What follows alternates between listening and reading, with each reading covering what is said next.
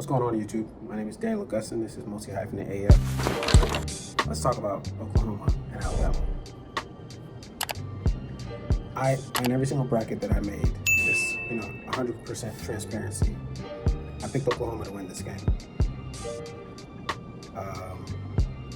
They've been owning Alabama. Besides the fact that they own Alabama, I know there's always the approach of, hey, why can't Alabama get one here? Alabama's been struggling though, and Alabama just hasn't been looking good. So to me, I'm coming into this thinking, this is it for the Tide. We're hearing too much about Kalen DeBoer, too many distractions. And I'm watching Alabama week in and week out. They look all right. They don't look that good. But the thing about Alabama is they got pieces they haven't even really put together yet. Like, their puzzle is still scattered. They're barely running the ball. They have 3 studs at wide receiver that they don't really get the ball to consistently. Where is Ryan Williams? Who is Ryan Williams, for that matter?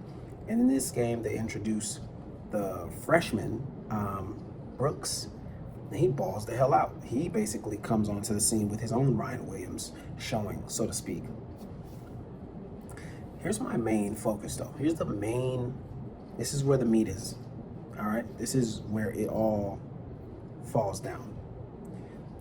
Why in the hell didn't John Mateer throw the ball away? Multiple times he got sacked in this game. Let me see if I can find the amount of times he was sacked. Just off the top of my head, he was probably sacked, 4 times. Let's see if I can get a clear number here. 1, 2, half a sack, 3, 4, 4.5 sacks. Oh no, there's another one. 5 sacks. Momentum is a very real thing.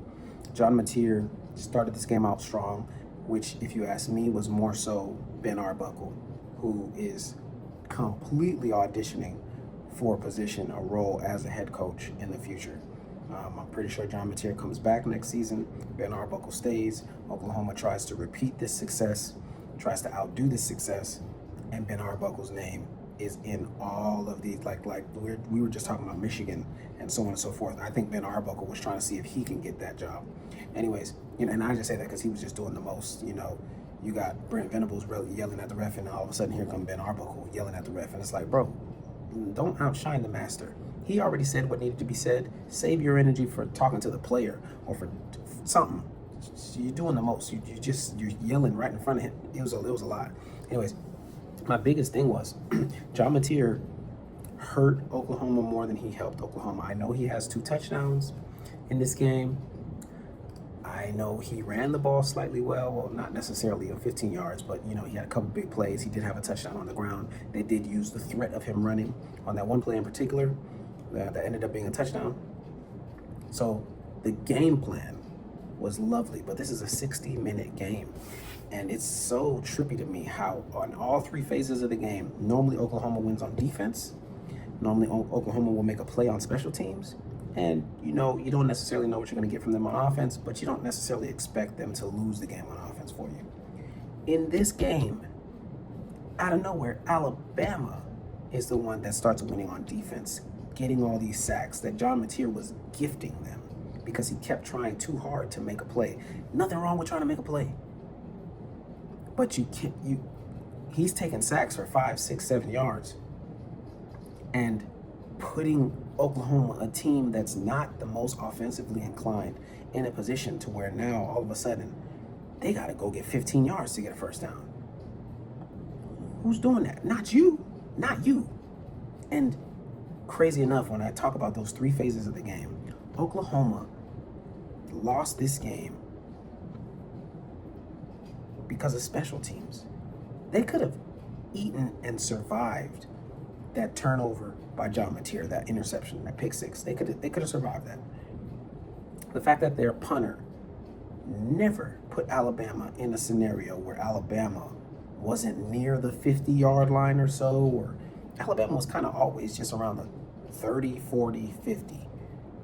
And really, when you look at all of the points that Alabama started to score at the beginning that really started to catch their groove and help them get their momentum, they were starting at the 50.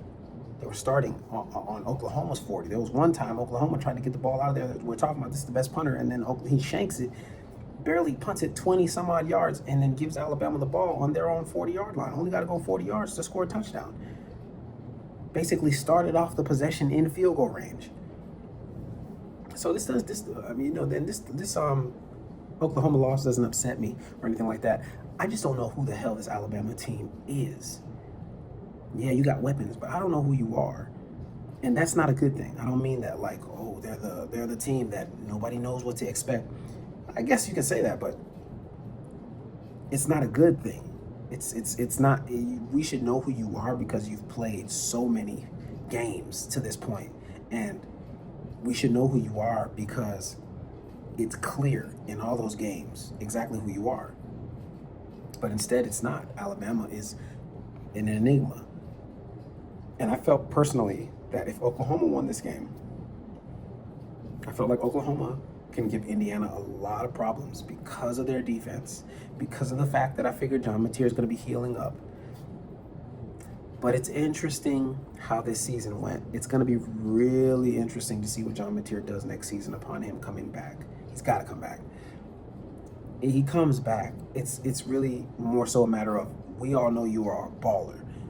Can you sustain that level of play throughout the entire course of your SEC schedule? He plays rough and rugged. He runs a lot. So the opportunity for there to be an injury can absolutely happen. In the midst of something like that happening, what should we all expect from you, so to speak? Great first game, though. I much prefer this than last season, what happened last season. We are probably going to get a couple of blowouts here because of, the JMU situation. Really funny, I actually saw JMU post something on X after Oklahoma lost this game, saying something about how, only the top tier teams got into the playoffs, right? Or something like that, basically trying to come for Oklahoma. JMU, sit down. Sit down. Appreciate you playing around on socials. It's really cool, but sit down. All right. Every single one of these teams in the playoffs, except for Tulane, maybe, will eat your lunch. All right. You don't get to talk trash about Oklahoma and Alabama when they're playing against each other. You're not those guys. You're not that guy, pal. Anyways, I'm just tapping in. All right. Tapping in. Looking forward to today. Essentially, it's 4 in the morning right now. And I'm here in California. So this first game, Miami Hurricanes and the Aggies, Texas A&M, that's going to be popping off in 5 hours here. So I'm very excited about that. I'm going to go ahead and get this on the computer, go ahead and edit it real quick so I can upload it and share it. It was still a very good season for Oklahoma, man. To make it to the playoffs is you made it to the playoffs. You got a home game. I guess you're this year's Tennessee. You just had the luxury of, the benefit of losing to an SEC team, essentially. So the SEC, an SEC team gets to move forward. Just not the team that I expected. This is, however, a much-needed win for Ty Simpson in Alabama. His stock has been dropping considerably. And if he can mess around and go on a run here, he's going to get a chance to go Imano, is that how you say that? Head up with Fernando Mendoza, the Heisman Trophy winner. Let's see what Ty Simpson does. I feel like he's going to catch his groove. It was really interesting to see how he kind of was catching his swagger when 50 Cent was over there performing Many Men. And it was like, yo, he's the most lit dude on the field right now. What the hell is going on? So definitely something to keep an eye on. Very excited for what's to come. Guys, if you got to this part of the video, I really appreciate you. I appreciate you 10 times more if you decided to subscribe. Thank you so much for tapping in.